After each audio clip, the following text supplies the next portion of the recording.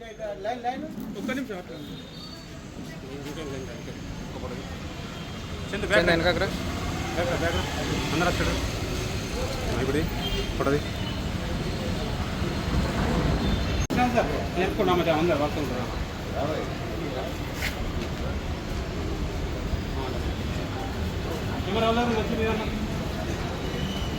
అన్న చేతి పెట్టకు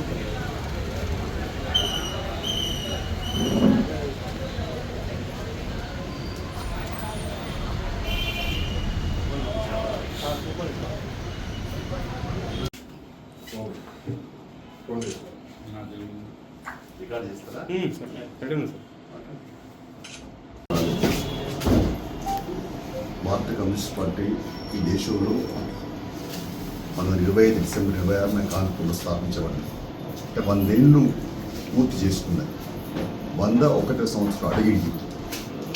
ఈ 100 సంవత్సరాల కాలంలో ఆనాడు తెలంగాణకు నైజాం రాష్ట్రం వస్తున్నది. భారతదేశంలో బ్రిటిష్ వలసపాలన కొనసాగుతుంది.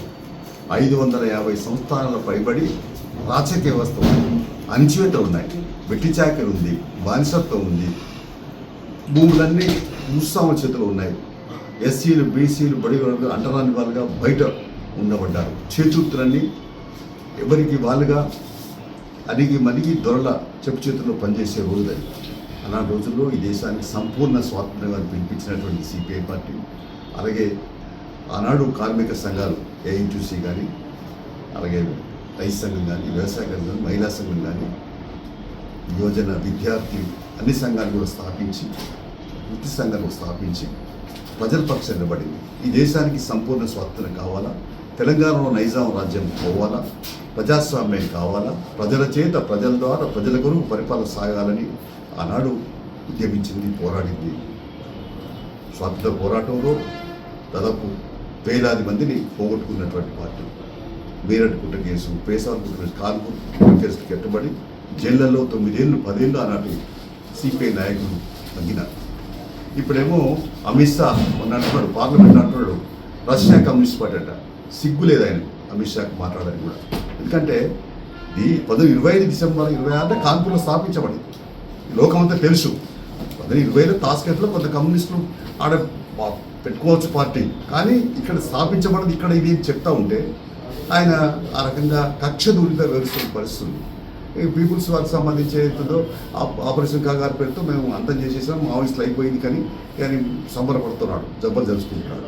మనిషిలో ఎర్ర రక్తం ఉన్నది.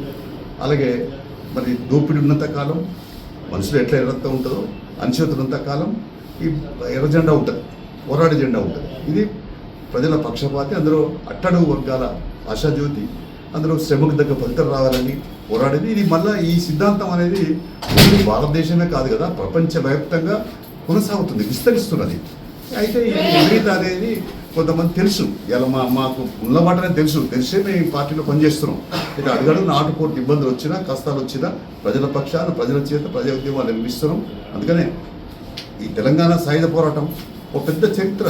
4500 మంది ప్రాణాలు పోగొట్టుకున్నటువంటి చరిత్ర ఏ పార్టీకి లేదు. 10 లక్షల ఎకరాలు భూమి వంచింది, 3000 గ్రామాలలో గ్రామ రాజ్యాలు స్థాపించింది.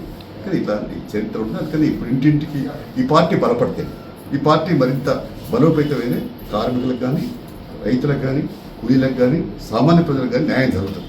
దాని కొరకే పార్టీ బలోపేతానికి మేము ఇంటింటికి సిపిఐ, ప్రజల వద్దకు సిపిఐ అనే నినాదంతో ఈ మొన్న 1 నుంచి 10 తారీఖు దాకా కొనసాగిస్తూ ఉన్నాం.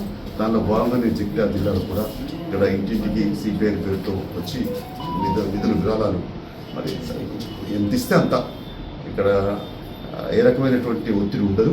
వాళ్ళ ఇష్టపూర్వకంగా ఏది ఇస్తారు తీసుకొని పార్టీ బలోపేతానికి కృషి చేస్తాం. అందుకనే ప్రజలందరూ కూడా సహకరించాలి. వాణిజ్య వ్యాపార వర్గాలు కమ్యూనిస్టు పార్టీ ఎంత బలపడితే అంత అందరికీ, సామాన్య ప్రజలకు అందరికీ కూడా, ఈవెన్ జర్నలిస్టులకు కూడా అందరికీ కూడా న్యాయం జరుగుతుంది. కాబట్టి పోరాడేది ఎర్రజెండా అనే విషయాన్ని కూడా ఈ సందర్భంగా ప్రజలు విజ్ఞప్తి చేస్తూ మా కార్యకర్తలు అందరూ వస్తారు. విరివిగా విరాళాలు ఇవ్వండి, సహకరించండి, ఆదరించండి, అభిమానించండి, ఆర్థిక సహాయం అందించమని చెప్పి ప్రజలకు విజ్ఞప్తి చేస్తాం.